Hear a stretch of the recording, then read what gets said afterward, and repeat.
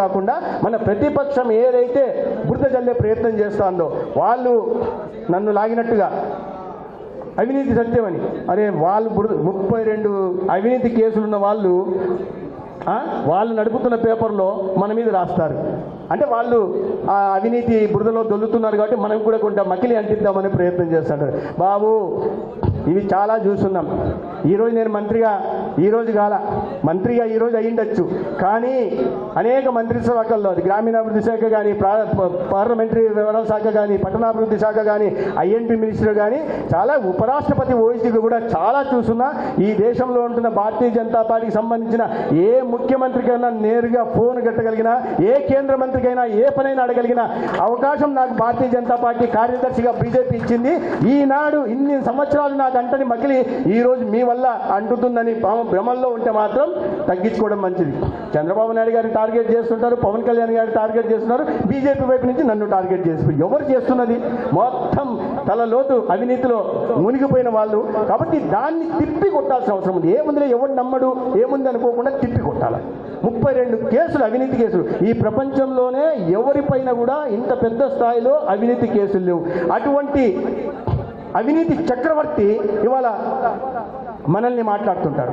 ఈ జిల్లా నుంచి మాట్లాడుతుంటారు. మిత్రులారా, కడప జిల్లాలో ఇటువంటి ప్రతికూల ఇచ్చాం.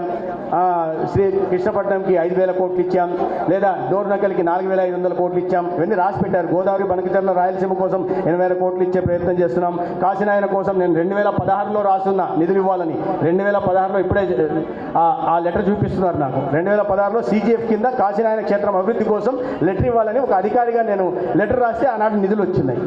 మొన్న కూడా నేను ఆగస్టు నెలలోనే ఈ వివాదం జరుగుతున్నప్పుడు శశిభూషణ్ రెడ్డి గారి నాయకత్వంలో మంత్రి గారిని కలవడం జరిగింది. ఆనాడు వారు అన్నారు, మొత్తం ఇన్ని హెక్టార్లు కాదు కానీ, ఎందుకంటే దేశవ్యాప్తంగా ఇబ్బందులు ఉంటున్నాయి, ఎన్జిటి నుంచి సమస్యలు ఉంటున్నాయి కాబట్టి కొద్దిగా తగ్గించాలి అని వారు చెప్పడం జరిగింది. దానికి అనుకూలంగా అక్కడ నిర్వాహకులు కూడా దానికి సంసిద్ధత వ్యక్తం చేశారు. దాని కారణంగా ఇప్పుడు ఏ రకమైన కాశీనాయన క్షేత్రానికి ఎటువంటి ఇబ్బంది కలగదు.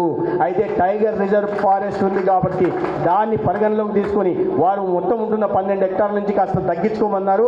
ఆ నిర్వాహకులు కూడా దానికి తగ్గించుకోవడానికి ముందుకు వచ్చారు. కాబట్టి ఈ దివ్య క్షేత్రం, అద్భుత క్షేత్రాన్ని కదిలించే శక్తి ఈ దేశంలో ఎవరికి లేదు. ఎవరు ఎన్ని విమర్శలు చేసుకున్నా, ఎన్ని అసత్య ప్రచారాలు చేసుకున్నా కాశీనాయన దివ్యక్షేత్రం అక్కడే ఉంటుంది.